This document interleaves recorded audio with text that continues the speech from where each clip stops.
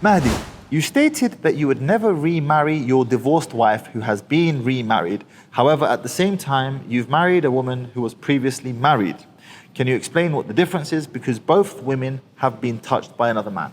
The questioner is asking, and I'd imagine that the questioner is a woman, because guys get this. To all the man them watching this video right now, you already know what's up. You already know that you can't take back your woman who, after being with you, got back onto the big log carousel, and then once she got off the big log carousel, decided, no, she wants to come back to you. What's the difference between that and marrying a sister who has actually been married before, not a virgin, and now you are marrying her? What's the difference between the two? Let me explain to you the difference between the two. One of them is just like a fitrah thing, bruv. Like if you don't get it, you don't get it. And I don't need to explain it to you. If you understand it, you understand it. But there is also a deeper reason as well for those gentlemen, for those brothers, for those men who worship their desires, who misses his ex so badly. He misses that. Perhaps they had some type of next level intimacy or whatever. He worships his desires.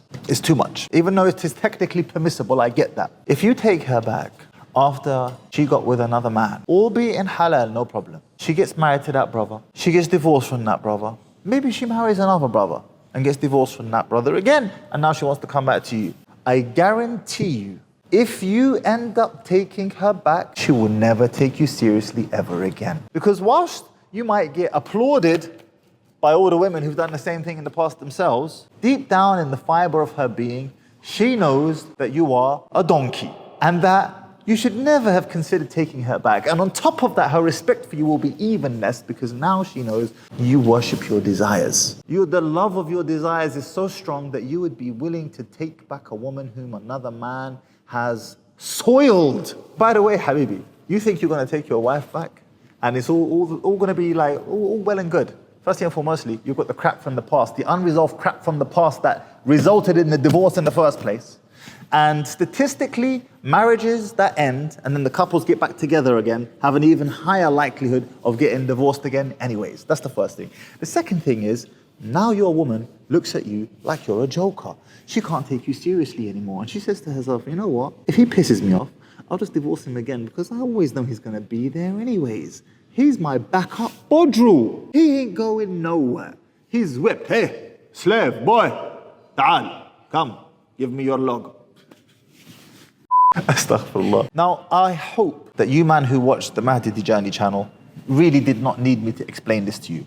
But if I did need to explain it to you, I hope now that you know, you considering taking back your wife has resulted in you falling in her estimation. Bro, you fell to the floor. You're a nothing to her. She knows that no matter what she does, no matter how much she disrespects you, no matter what, you will take her back because you're a slave to your desires. There is a reason why in Islam, after man and woman have divorced, if it is the final divorce, the third divorce, that she must marry a whole nother human being, a whole nother man, be intimate with that man, get divorced from that man, and then it is permissible for you to get back with her again. I'm not disputing it's permissible, but there's a reason why she has to go through that process, and the reason why is to put you guys off getting divorced in the first place, specifically you men who have a proclivity towards shouting, I divorce you, I divorce you, I divorce you. Yeah, you got no control over your tongue. You use it as a weapon to threaten her, to get her back into line. Bro, you've already lost.